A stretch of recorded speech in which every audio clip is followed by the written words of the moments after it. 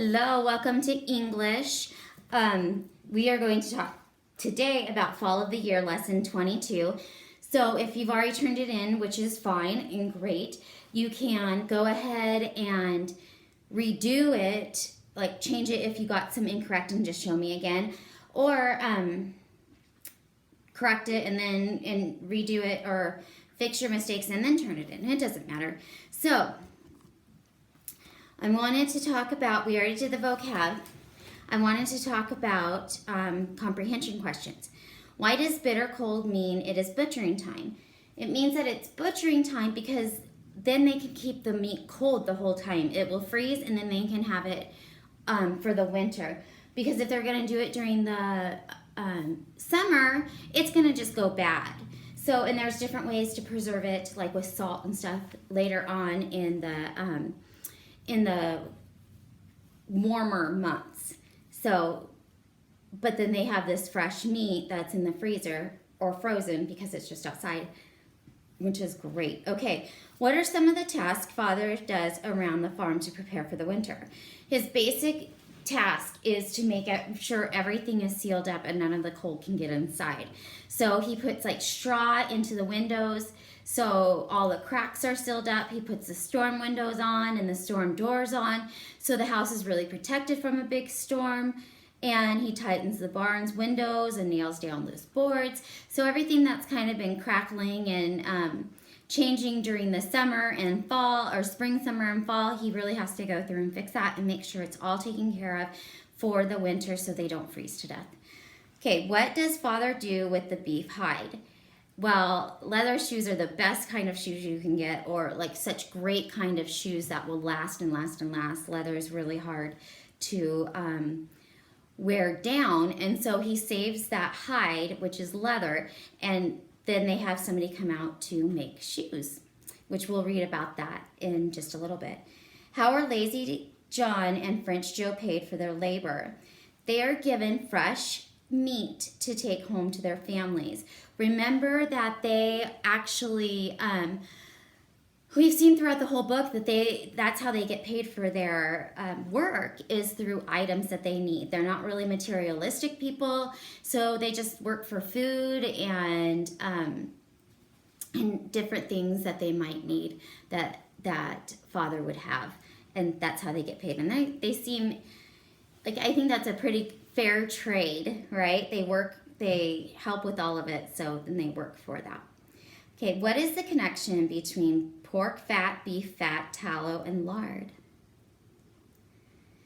Pork fat is melted to make lard, which is used in cooking. Beef fat is melted for tallow, which is used in candle making, which we see that. And why is it important that they have candles? There's no electricity at this time, and that's their way to see things in the dark, right? So it is really important.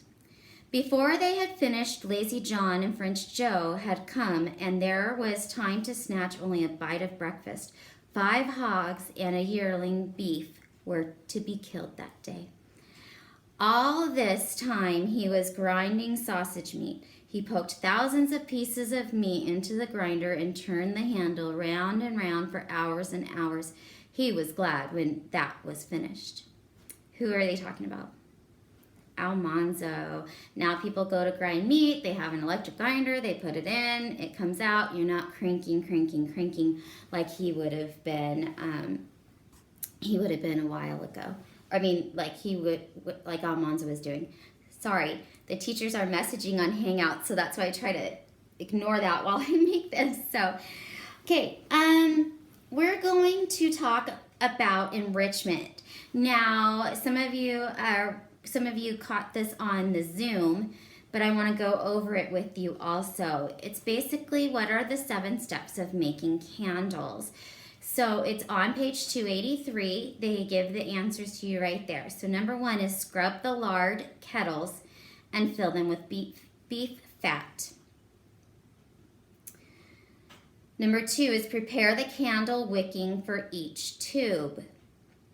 So they put like the string in there. Fasten the end of each wick tightly with a raw potato. 4, Pour in the hot tallow, filling each tube. 5. Set the molds outside to cool. 6. Dip the molds in boiling water and pull the formed candles out of the molds. 7. Cut the candles off the sticks and trim each wick separately. Okay. So today we're going to go over the chapter Cobbler. Now, Pastor Shaver loves a good cobbler. That's his favorite. I mean, he likes pie and cobbler, and his mom would always make him a good cobbler.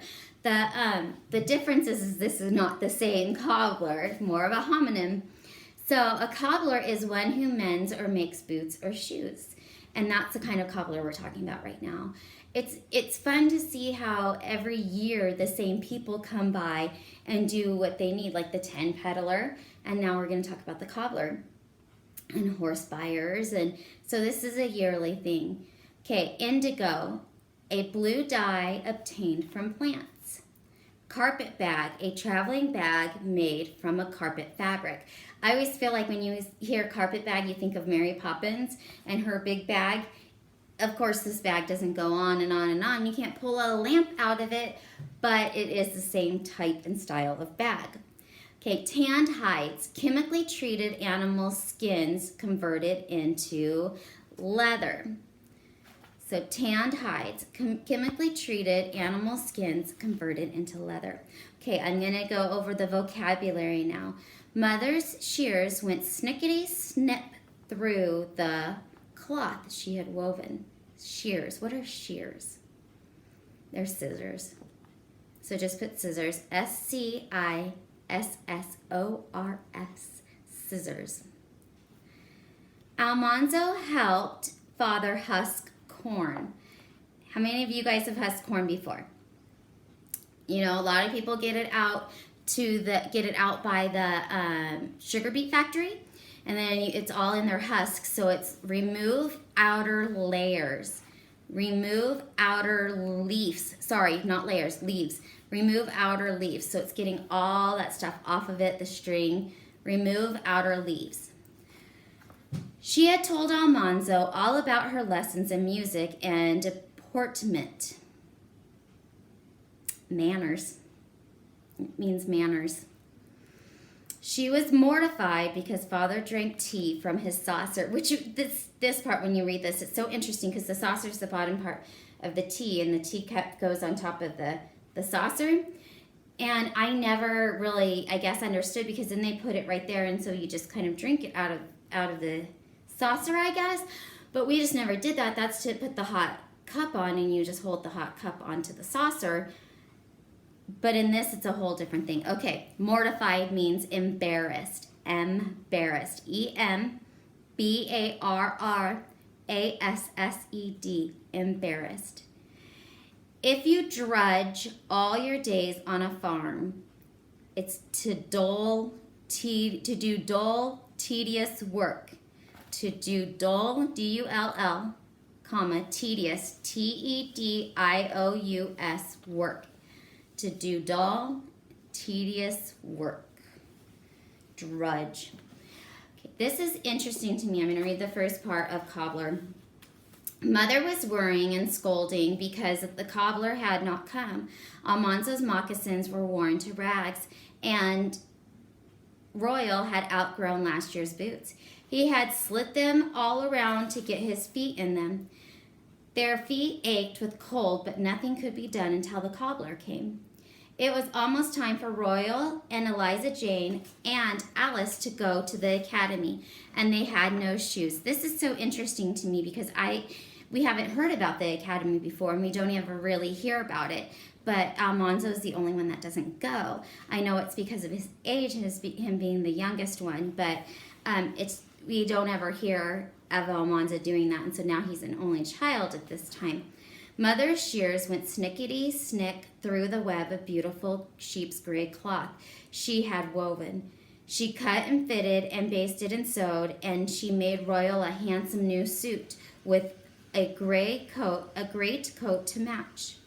She made him a cap with flaps that buttoned like Boughton caps. You know, the ones that go over and then they can button up. For Eliza Jane, she made a new dress of wine-colored cloth, and she made Alice a new dress of indigo blue. The girls were ripping their old dresses and bonnets, sponging and pressing them and sewing them together again, the other side out to look like new. In the evenings, Mother's knitting needles flashed and clicked, making new stockings for them all, socks. She knitted so fast that the needles got hot from rubbing together, but they could not have new shoes unless the cobbler came. He didn't come. The girls' skirts hid their old shoes, but Royal had to go to the academy in his fine suit with last year's boots. They were slit all around and showed his white socks through it. It could not be helped.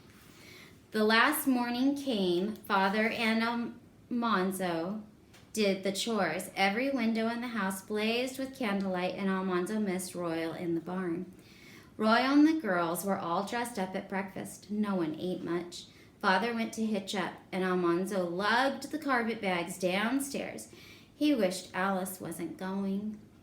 The sleigh bells came jingling to the door, and Mother laughed and wiped her eyes with her apron. They all went out to the sleigh. The horses pawed and shook jingles from the bells. Alice tucked the lap rope over her bulging skirts, and Father let the horses go. The sleigh slid by and turned into the road. Alice's black-veiled face looked back, and she called, "Goodbye, goodbye." Almanzo did not like that day much. Everything seemed large and still and empty. He ate dinner all alone with Father and Mother. Chore time was earlier because Royal was gone. Almanzo hated to go into the house and not see Alice. He even missed Eliza Jane. After he went to bed, he lay awake and wondered what they were doing 5 long miles away. Remember, we've talked about this. They're only 5 miles away. That is an hour's run. And so it's just interesting, but it's 5 long miles away. Next morning, the cobbler came. Mother went to the door and said to him, "Well, this is pretty time to be coming. I must say, 3 weeks late, my children as good as barefoot." But the cobbler was so good-natured that she couldn't be angry long. It wasn't his fault. He had been kept 3 weeks at one house making shoes for a wedding. The cobbler was a fat, jolly man. His cheeks and stomach shook when he chuckled. He set up his cobbler's bench in the dining room by the window and opened his box of tools. Already he had Mother laughing at his jokes. Father brought last year's tanned hides, and he and the cobbler discussed them all morning. Dinner time was gay. The cobbler told all the news. He praised Mother's cooking, and he told jokes till Father roared and Mother wiped her eyes. Then the cobbler asked Father what he should make first, and Father answered, "I guess you better begin with boots for Almanzo." Almanzo could hardly believe it. He had wanted boots for so long. He had thought he must wear moccasins until his feet stopped growing so fast. "You'll spoil the boy, James," Mother said, but Father answered, "He's big enough now to wear boots." Almanzo could hardly wait for the cobbler to begin. First, the cobbler looked at all the wood in the woodshed. He wanted a piece of maple perfectly seasoned with a straight, fine grain. When he found it, he took a small saw and he sawed off 2 thin slabs. One was exactly 1 inch thick. The other was 1/2 inch thick. He measured and sawed their corners square. He took the slabs to his cobbler's bench and sat down and opened his box of tools. It was divided into little compartments, and every kind of cobbler's tool was neatly laid in them. The cobbler laid the thick slab of maple wood on the bench before him. He took a long, sharp knife and cut the whole top off the slab into tiny ridges. Then he turned it around and cut ridges the other way, making tiny pointed peaks. He laid the edge of a thin, straight knife in the groove between 2 ridges and gently tapped it with a hammer. A thin strip of wood split off, notching all along one side. He moved the knife and tapped it. till all the wood was in strips. Then, holding a strip by one end, he struck his knife in the notches, and every time he struck, a shoe peg split off. Every peg was an inch long, an eighth of an inch square, and pointed at the end. Okay, 291. I want you guys to finish reading that, and you do need to do all of your work, so comprehension questions and enrichment, and read the quotations.